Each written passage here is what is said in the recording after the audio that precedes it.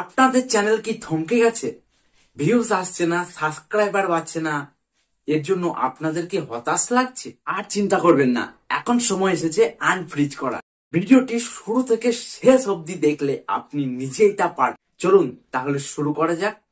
Channel জমে যাওয়া মানে থেমে যাওয়া নয়, বরং এটিকে নতুন করে শুরু করার সঠিক সময়। শিখুন কিভাবে ইউটিউবের অ্যালগোরিদমকে কাজে লাগাবেন, পাবেন নতুন দর্শকের ভিউ এবং নতুন দর্শক আগমন হবে আপনার চ্যানেলে। শুধু আমার কথাগুলিকে মন দিয়ে শুনতে হবে বা একটি নোটবুকে লিখে রাখতে পারেন। প্রথম কথা, কন্টেন্টের মান উন্নত রাখুন। যে কোনো ছোট কন্টেন্টকে নিজের মতো করে সাজিয়ে আরো আকর্ষণীয় করে তুলুন, যেন দর্শক সেটার উপর ইমপ্রেস হয়। দ্বিতীয়ত, ট্রেন্ডিং টপিক ব্যবহার করুন, কিন্তু সেখানে দিন আপনার চ্যানেল অনুযায়ী নিজের তৈরি কোনো বিষয়। এখানে আরেকটি কথা আপনাদেরকে বলি, আপনারা আপনাদের চ্যানেলে কোনো কপি ক্লিপ ব্যবহার করবেন, এর ফলে আপনাদের চ্যানেলে অনেক বড় ক্ষতি হতে পারে।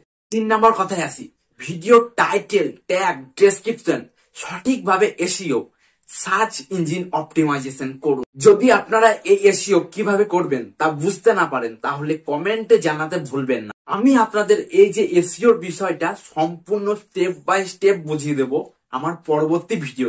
এবার আসি সবচেয়ে গুরুত্বপূর্ণ বিষয়, আপনি আপনার ভিডিওগুলোকে সঠিকভাবে তৈরি করে নিয়মিত আপলোড করুন এবং সর্বদা আপনার অডিয়েন্সের সাথে যুক্ত থাকুন। তো এই ছিল আজকের 4টি টিপস। এই 4টি টিপস মেনে যদি আপনারা রীতিমতো ভিডিও আপলোড করতে থাকেন, 3 থেকে 4 দিনের মধ্যে আবার আপনাদের চ্যানেল জীবন্ত হয়ে উঠবে।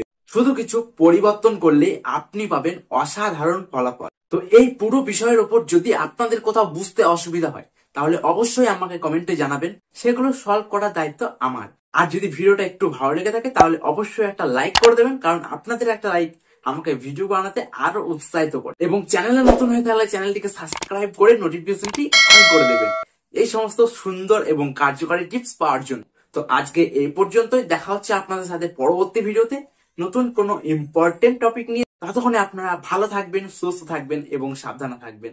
জয় হিন্দ, বন্দে মাতরম।